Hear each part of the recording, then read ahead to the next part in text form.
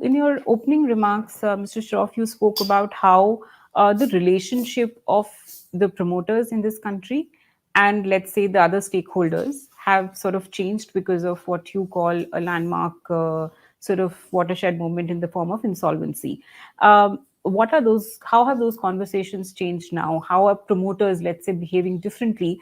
And I ask this because last year was a record year for unicorns in India, and we see a lot of entrepreneurs who came successfully out of debuting on the markets.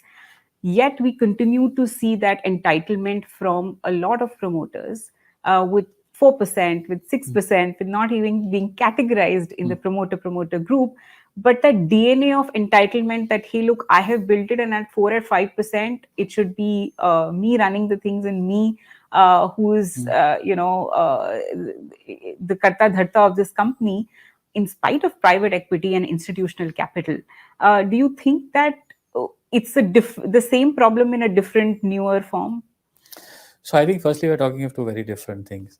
I think the changes in the mindset of, if I can call them, the old world Yeah. promoter, which was turned on its head because of IBC, is a different problem statement from the one that you just outlined now, in terms of the kind of new age entrepreneur at relatively low levels of equity, still But not yet, accepting the yeah, fact yeah. that there are a number of other equally big, if not larger, stakeholders that are involved.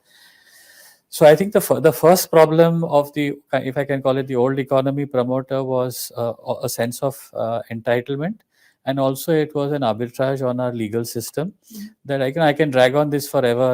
I can always find some way of continuing this in courts for 15, 20, 30 years and never be out of management. So the ability to play the system and play the institutions was very high. That has come down kind of dramatically.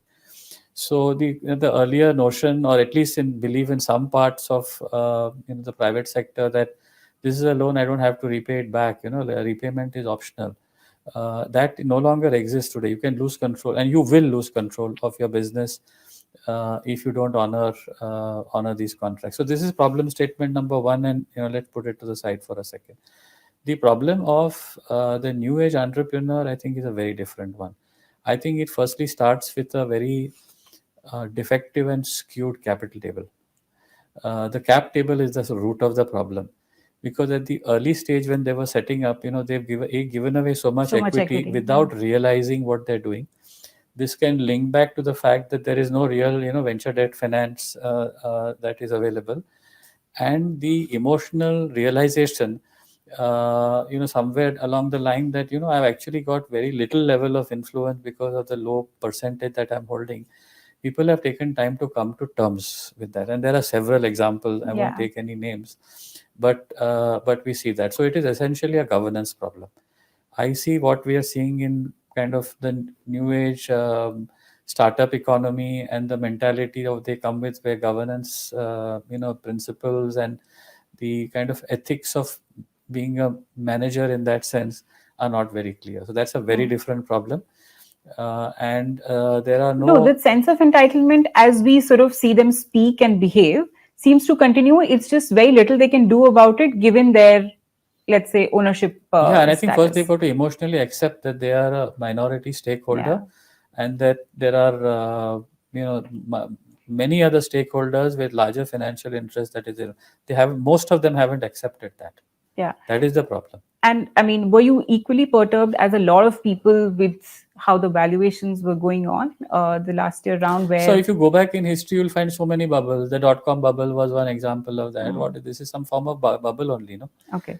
in terms of what how we saw and how And they that came sort off, of and it is for a 25, 30-year-old guy who is probably not seen one or two economic downturns. It's very easy to get carried away, where from nothing you suddenly find $100 million floating around in your bank account. So there is actually another institutional deficiency in the lack of mentorship for such young entrepreneurs. So, just keeping the conversation more current, from last year to now, I has, let's say, the euphoria from the investor It's coming side. down. There is Yeah. a significant kind of correction that has already taken, because funding firstly has become very difficult. Yeah. It has dried up. whether it's PE or VC, I think it's now much harder to get money out of the system. Market, I mean, just IPO valuations at for kind of the new age economies has also become. It's possible to do it, but it has become far more challenging as well. So reality has hit, and it is work in progress.